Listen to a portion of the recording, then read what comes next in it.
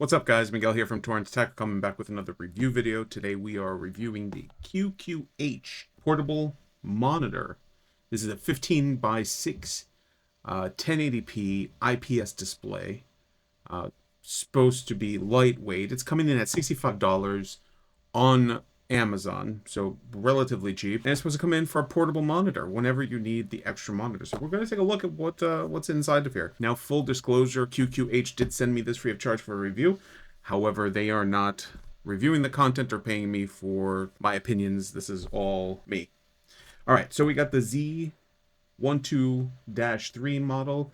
Let's turn it around. Let's see what we got here on the back of the box really quick before we open it. All right, so it is coming in at 1.5 pounds, which is pretty okay. Screen size 15 by 6, IPS display, dimensions, ratio 16 by 9, 1920 by 1080. Color depth is 16.7 million colors. It's running at 6800 Kelvin. Contrast is 1200 by 1, and it has a 3.5 millimeter headset, and it does have speakers. All right, let's switch it around. Now, let's get it right side up.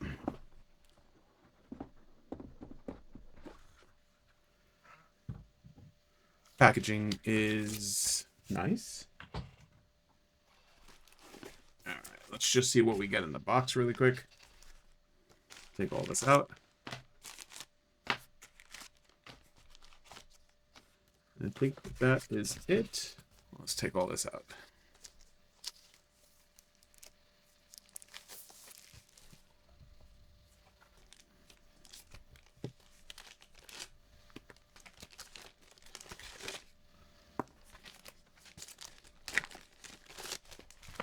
All right, so let's take a look at what we got here. All right, we have a power brick, USB-A to USB-C for some extra power. We have an HDMI cable. Now this is regular size HDMI cable to smaller size HDMI. I don't know if they qualify that as a mini. I'll put that over there. And then we have a USB-C to USB-C cable. Now, depending on the device you have, well, depending if you need this extra power cord. And then, of course, we have... So that's a pretty detailed manual. The fact that it's not in different languages. Nice. All right, let's take a look at the monitor here. So, it's a nice case. Oh, it comes with more. So it gives you different ways to set it up. And how to use the case. So, let's see. This is really lightweight. Take that off. That is pretty thin and lightweight. Let's take a look around here. Matte black. Let's take a look at the ports here. There we go. We got the small HDMI. We got USB-C, USB-C, speaker. We have the 3.5 millimeter jack, and then we have the options for the monitor. And I think that is it. Yep. Okay. So this model has a magnetic tip here at the top, and then you're supposed to fold it, and that's how you're supposed to use it if you want. And then you could change the angles, I believe, by changing. So if you want it more upright, you put it into this crevice here, and then if you want it further at an angle, you can put it to that crevice here, or if you just want to lay it down, you can lay it down. So, and of course, the case protects it when you're not needing it. So this is cool. So what we're going to do is we're going to hook up some stuff to it. We have a series of gadgets that I have, and we're going to connect all of them and see what we get. Starting off with my MacBook M1 Pro.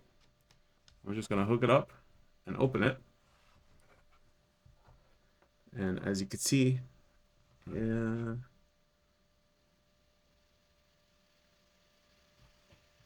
there you go. And I am in. Of course, I'd have to come here and configure the monitor in some sort of sort. You have different color profiles, so you could pick movie, game, standard, RTS, FPS, text. So we'll leave it on movie because usually that gives us the best color temperature. Let's do warm. I like warm. Ooh. Oh, wow, look at the difference on that. When we turn on HDR, look at the difference. Holy crap.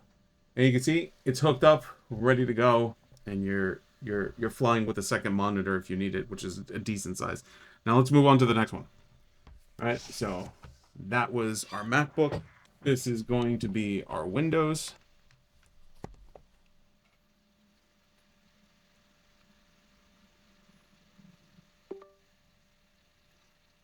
And again, that's how quick and easy it is to kind of set up. The glare from my lights is not doing it justice, to tell you the truth. Now we're gonna continue on with the testing. Let's move on to the next gadgets. Hold on, because I got a whole bunch of them.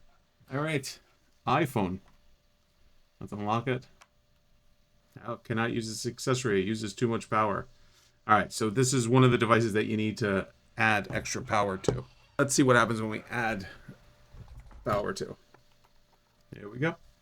You get your iPhone on here. So if you want to use it as a second monitor or whatever the case is for your iPhone, I'm not sure too many use cases for something like this. Maybe you could watch a YouTube video on here. Let's see. There we go.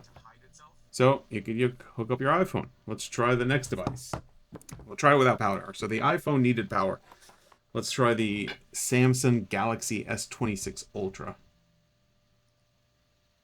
See if this one's enough to power it. Doesn't look like it. Mind you, it has pass-through powering too. Oh, that's cool. Look at that. I get to use it as a kind of like a remote. Oh, it makes a complete desktop. Oh, that is awesome. Shit. I didn't know that about the Galaxy S26 with this stuff I found out. But also, look, it's doing pass-through charging to the both devices. So you could use this as a touchpad and get all your apps.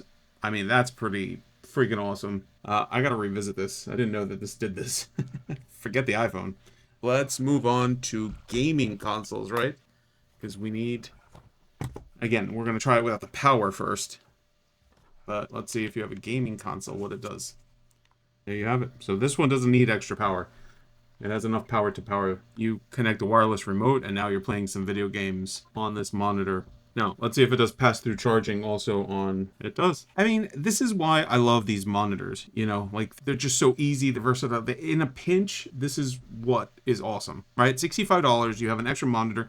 I could hook up my cameras too, like these cameras that I'm using, through USB-C. So I could actually use it as watching myself to make sure that I'm framed in the camera correctly. So they have such a wide range of usages. Now I know I'm connecting this to a power supply that's over here on the wall. Everybody has a power bank at this point, especially if you're carrying around this many electronics, just so you know that this works this way. So you could use your Anker power bank to power the monitor, then recharge the Steam Deck all at the same time.